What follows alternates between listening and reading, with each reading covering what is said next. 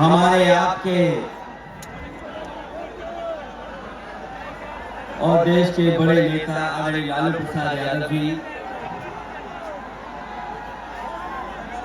जिन पर हमें और आपको विश्वास है, वो लगातार जन विश्वास यात्रा के माध्यम से आज ऐतिहासिक गांधी मैदान में ऐतिहासिक जन विश्वास महारैली के नायक नेता प्रतिपक्ष बिहार तेजस्वी प्रसाद यादव जी, कांग्रेस पार्टी के राष्ट्रीय अध्यक्ष आदरणीय मल्लिकार्जुन खड़गे जी, राहुल गांधी जी, आदरणीय राबड़ी देवी जी, महासचिव सीपीएम सीताराम येचुरी जी, डी राजा साहब, सीपीआई एमएल दीपांकर भट्टाचार्य जी, केसी वेणुगोपाल जी, जनाब अब्दुल बरी सिद्दीकी साहब, तेज प्रताप यादव जी और मंच पर उपस्थित बड़ी संख्या में इंडिया गठबंधन के सभी हमारे नेता और इस ऐतिहासिक मैदान में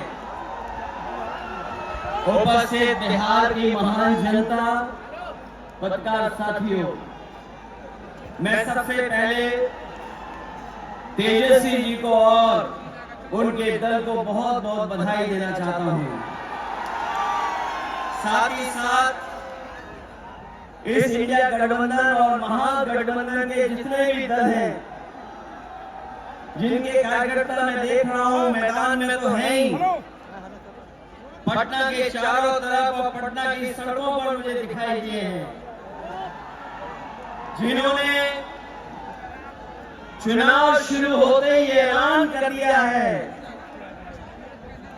कि अगर उत्तर प्रदेश 80 हराव का नारा दे रहा है, अगर उत्तर प्रदेश 80 हराव का नारा दे रहा है, तो बिहार भी पीछे नहीं है। 40 हराव का नारा यहां से भी निकल करके जा रहा है। और अगर यूपी और बिहार मिलकर के 120 सीट हरा देंगे तो भारतीय जनता पार्टी का क्या होगा। मैं अभी सुन रहा था, हमारे कम्युनिस्ट पार्टी के नेता ये कह रहे थे कि समुद्र मंथन हुआ था कभी। समुद्र मंथन हमारे सभी लोगों को पता है, समुद्र मंथन के दौरान क्या हुआ है। लेकिन इस ऐतिहासिक मैदान में मैं कहना चाहता हूं कि 2024 में संविधान मंथन होने जा रहा है। एक तरफ वो लोग हैं जो संविधान बचाना चाहते हैं, संविधान के रक्षक हैं, और दूसरी तरफ वो लोग हैं जो संविधान के भक्षक हैं, संविधान को खत्म करना चाहते हैं। मैं जब बिहार आया हूं आपके बीच में, जब मैंने अखबार उठा करके देखा तो एक युवती ने जान दे दी। एक बेटी जो परीक्षा में दे करके आई थी, क्योंकि परीक्षा को रद्द कर दिया गया, पेपर लीक हो गया, जिसके कारण उसने आत्महत्या कर ली और कहा कि मां बाप से मैं माफी मांगती हूं। ये उत्तर प्रदेश में एक घटना नहीं हुई है, उससे पहले भी कई नौजवानों ने, जिनको नौकरी नहीं मिली, उन्होंने अपनी जान दे दी। जिस देश से मैं चुन करके आता था वहां भी एक ब्रिजेश पाल बेटे हैं, हमारी आपकी उम्र से कम उम्र, उस नौजवान में पढ़ी लिखी डिग्री जो थी, उन डिग्रियों को चला करके और आत्महत्या कर ली। ये हालत है देश की। और वहां पर उत्तर प्रदेश में जहां पर से प्रधानमंत्री चुन करके जाते हैं, जनता ने भरोसा किया उन पर, उनको बहुमत दे दिया, लेकिन डबल इंजन की सरकार ने बेरोजगारी दी है। मुझे खुशी है कि तेजस्वी ने यहाँ पर नौकरियां दे दी, रोजगार दे दिए, और हम तो वहां 60 लाख बच्चे जिनको पेपर नहीं लिख पाए उनका हिसाब किताब लगाते हैं।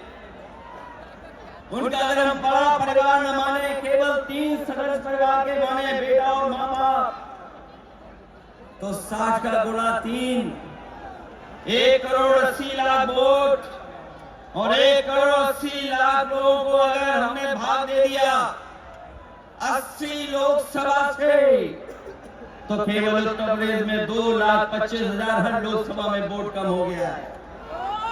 लेकिन तेजस्वी ने बिहार में पलट करके दूसरा काम किया। अभी 3 लाख नौकरी दी, हिसाब लगा लो कितने परिवारों का जीवन बदला। और सोचो 10 लाख नौकरी मिल जाती तो कितना परिवारों का भविष्य बदल जाता। इसलिए लोग कहते हैं कि परिवार वाले हम लोग हैं।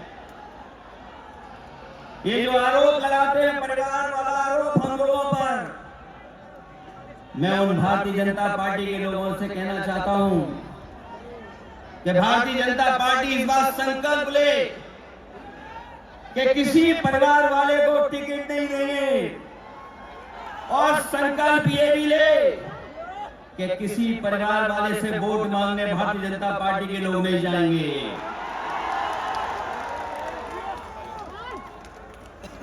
मैं तो ये जोश देख रहा हूं यहाँ मैदान में।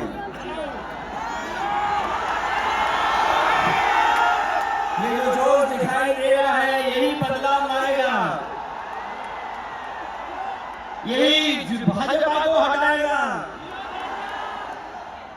जब जोशीले नौजवान मिल जाते हैं तो बड़े बड़े लोगों का तख्त हिल जाता है। तो इस बार उन्हें आप बाहर करोगे कि नहीं करोगे? पहली सूची बीजेपी की आ गई, उस सूची में बिहार बाहर है, बिहार नहीं है उसमें। इसलिए बिहार से वो बाहर जाने वाले हैं, यूपी वाले भी बाहर कर रहे हैं उन्हें। इसलिए मैं आप सबका धन्यवाद देता हुआ और आदरणीय लालू प्रसाद यादव जी का मैं विशेष धन्यवाद दूंगा कि जो इस रैली में पधार करके न जाने कितने लोगों का मनोबल बढ़ाने का काम कर रहे हैं। न केवल यूपी के लोगों का, बिहार और देश के लोगों का मनोबल बढ़ा रहे हैं। और जो तकलीफ और परेशानी उन्होंने जीवन में देखी है वो राजनीतिक देखी है। ये राजनीति की वजह से तकलीफ और परेशानी है। मैं भी तेजस्वी जी को सुन रहा था, उन्होंने कहा कि एक एजेंसी आ गई। ये एजेंसी इसलिए आई है कि राजनीति में हम लोग हैं, और हम लोग अगर इनका मुकाबला न कर रहे होते तो कोई एजेंसी नहीं आती। उन्हें डर है कि ये ताकत मिलकर के, ये गठबंधन बन करके उनको हटाने का काम करेगा। इसलिए मैं आपसे कहना चाहता हूं 120 हटाओ, देश बचाओ। भाजपा हटाओ, संविधान बचाओ। भाजपा हटाओ, देश बचाओ। भाजपा हटाओ, आरक्षण बचाओ। भाजपा हटाओ, नौकरी पाओ। भाजपा हटाओ, संकट मिटाओ। मैं इन्हीं शब्दों के साथ मैं सभी लोगों का बहुत बहुत धन्यवाद और आभार प्रकट करना चाहता हूं, इस उम्मीद और इस भरोसे के साथ कि जब कभी हम लोग अगली बार मिलेंगे तो ये डबल इंजन की सरकार बाहर होगी। यूपी से लेकर के बिहार तक भारतीय जनता पार्टी बाहर होगी। बहुत बहुत धन्यवाद।